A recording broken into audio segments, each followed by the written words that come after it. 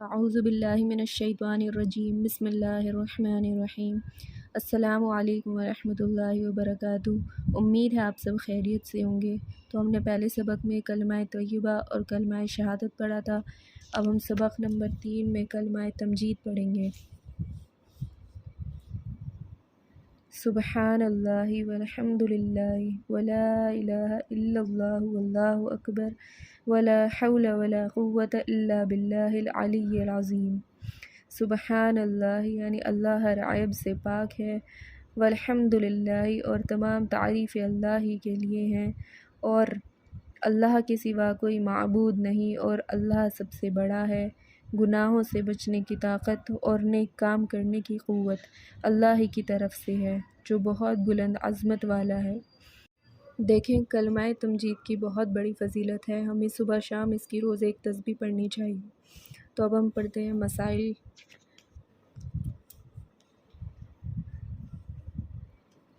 مسائل میں ہم نے وضو کے فرائض پڑھے تھے، اب ہم وضو کا مسنون طریقہ پڑھیں گے۔ امید ہے آپ کو یہ وضو کے فرائض سمجھ آ گئے ہوں۔ اگر آپ کو کچھ بھی سمجھ نہیں آتا ہے تو آپ کامنٹ کر کے مجھے پوچھ بھی سکتے ہیں۔ اب سبق نمبر 2 میں وضو کا مسنون طریقہ۔ نماز پڑھنے سے پہلے وضو کرنا ضروری ہے، اس کے بغیر نماز نہیں ہوگی۔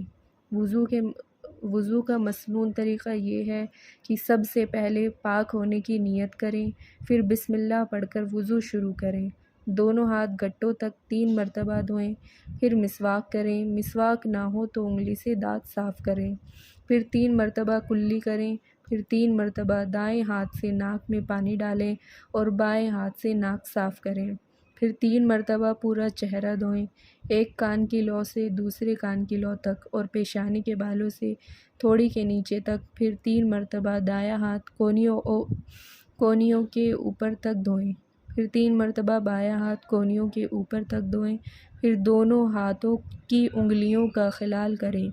اس کا طریقہ یہ ہے کہ بائیں ہاتھ کی ہتھیلی دائیں ہاتھ کی پشت پر رکھ کر انگلیاں ایک دوسرے میں ڈال دیں، پھر اسی طرح بائیں ہاتھ کا خلال کریں، پھر ہاتھ گیلا کریں۔ دیکھیں، یہ جو مسنون طریقہ ہے یہ ہمارے نبی کا طریقہ ہے وضو کرنے کا۔ ایک بار پورے سر کا مسح کریں، ساتھ ہی کان اور گردن کا مسح بھی کریں، پھر بائیں ہاتھ سے 3 مرتبہ دایاں پیر ٹخنوں کے اوپر تک دھوئیں اور پیر کی انگلیوں کا ہاتھ کی چھوٹی انگلی سے خلال کریں، پھر بایاں پیر ٹخنوں کے اوپر تک 3 مرتبہ دھوئیں اور انگلیوں کا خلال کریں۔ چہرے اور ہاتھ پیر کو خوب مل کر دھوئیں، زور سے پانی نہ ماریں۔ آخر میں وضو کے بعد کی دعا پڑھ لیں۔ انشاءاللہ وضو کے بعد کی دعا آگے آئے گی۔ اس میں یہ کچھ سوالات دیے گئے ہیں۔ پہلا ہے وضو کا طریقہ بتائیے، تو اس کا آنسر یہاں سے ہے۔ یہ پورا وضو کا طریقہ ہی ہے، ٹھیک ہے۔ ناک کس ہاتھ سے صاف کریں؟ اس کا آنسر ہے ناک بائیں ہاتھ سے صاف کریں۔ نمبر 3 ہے ہاتھ کی انگلیوں کا خلال کس طرح کریں گے؟ یہ پیچھے دیا گیا ہے، ہاتھ کی انگلیوں کا خلال کریں۔ اگر آپ کو سمجھ نہیں آیا کہ ہاتھ کی انگلیوں کا خلال کیسے کرتے ہیں تو آپ مجھے کامنٹ کر کے ضرور پوچھ سکتے ہیں۔